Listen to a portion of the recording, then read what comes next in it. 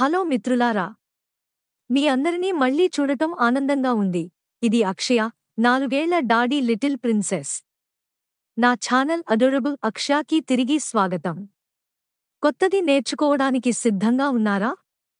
ఈ రోజు నేను మీ అందరికీ నీతితో కూడిన కథను చెప్పబోతున్నాను.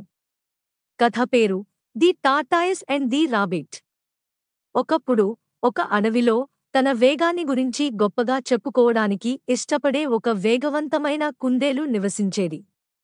అతను నెమ్మదిగా కదులుతున్న తాబేలును తరచూ ఆటపట్టిస్తూ, "నువ్వు చాలా నెమ్మదిగా ఉన్నావు. నేను నిన్ను ఎప్పుడైనా రేసులో ఓడించగలను." ఒకరోజు కుందేళ్ల వెక్కిరింపులతో విసిగిపోయిన తాబేలు అతన్ని రేసులో పాల్గొనమని సవాలు చేసింది.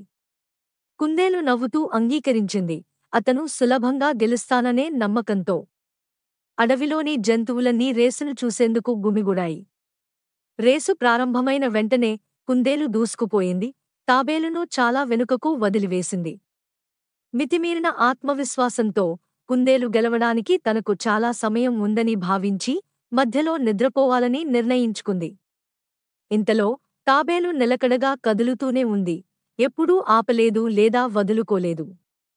నెమ్మదిగా కాని ఖచ్చితంగా అతను నిద్రపోతున్న కుందేలును దాటి ముగింపు రేఖ వైపు కొనసాగాడు.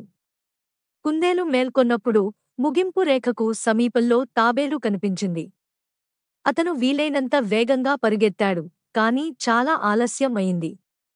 తాబేలు మొదట ముగింపు రేఖను దాటింది, రేసులో గెలిచింది. కుందేలు ఆశ్చర్యపోయి సిగ్గుపడింది.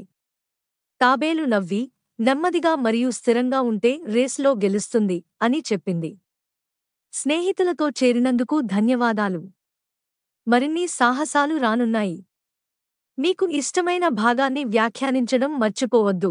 షేర్ చేయండి మరియు నా ఛానల్ అడోరబుల్ అక్షయాని సబ్స్క్రైబ్ చేయండి. మీ అందరినీ తదుపరి వీడియోలో కలుద్దాం. అప్పటివరకు మీ అందరినీ ప్రేమిస్తూ, నవ్వుతూ ఉండండి.